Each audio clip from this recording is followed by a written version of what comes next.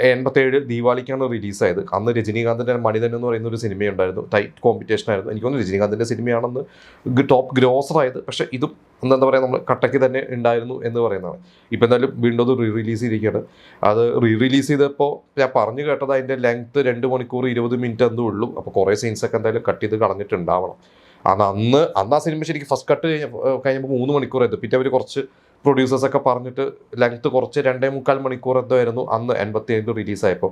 ഇപ്പോഴത് യൂട്യൂബിലും OTT-ലൊക്കെ എനിക്ക് തോന്നിയിട്ട് 2.25 മണിക്കൂറിനടുത്ത് തന്നെയാണ് ആ ഒരു സിനിമ ഉള്ളത്. അപ്പോൾ എന്തായാലും ആ ഒരു സിനിമയെ കുറിച്ചുള്ള നിങ്ങളുടെ എക്സ്പീരിയൻസസ് ഒക്കെ നിങ്ങളൊക്കെ എന്തൊക്കെ അതിലെ ഈ പറഞ്ഞ പോലെ ഫിലിം സ്റ്റുഡൻസിനാണെങ്കിൽ സിനിമ ഭയങ്കരമായിട്ട് സിനിമ ചെയ്യാൻ ആഗ്രഹിക്കുന്നവർക്കൊക്കെ എപ്പോഴും ഒരു ടെക്സ്റ്റ് ബുക്ക് തന്നെയാണ്. അതിലൊരു ഫ്രെയിംസ് മണിരത്നത്തിൻ്റെ ഒരു ബുക്ക് തന്നെ അദ്ദേഹത്തിൻ്റെ ഓട്ടോബയോഗ്രഫിയിൽ ഈ ഒരു സിനിമയുടെ കുറേ കാര്യങ്ങൾ എഴുതിയിട്ടുണ്ട് അദ്ദേഹം. അത് സോഷ്യൽ മീഡിയയിലൊക്കെ അതിൻ്റെ കുറേ ആർട്ടിക്കിൾസ് ഒക്കെ ഉണ്ട്. അപ്പോൾ അതൊക്കെ എല്ലാവർക്കും നോക്കിക്കഴിഞ്ഞാൽ മനസ്സിലാവും അദ്ദേഹം എങ്ങനെയാണ് അതിലൊരു ഫ്രെയിമൊക്കെ സെറ്റ് ചെയ്തിരിക്കുന്നത്, അദ്ദേഹത്തിന് എങ്ങനെയാണ് അത് വർക്ക് ചെയ്തിരിക്കുന്നത്. പിന്നെ അതിലെനിക്ക് തോന്നുന്നു ഏതോ ഒരു 2 വീടായിട്ട് കാണിക്കുന്നത് ഒരു വീട് തന്നെയാണ്. അപ്പോൾ അതൊക്കെ എങ്ങനെയാണ് ആ ഒരു ആർട്ട് ഡയറക്ടർ വർക്ക് ചെയ്തിട്ടുള്ളത്, അതൊക്കെ ഡീറ്റെയിൽസ് ഒരുപാടുണ്ട് അതിനെക്കുറിച്ച്.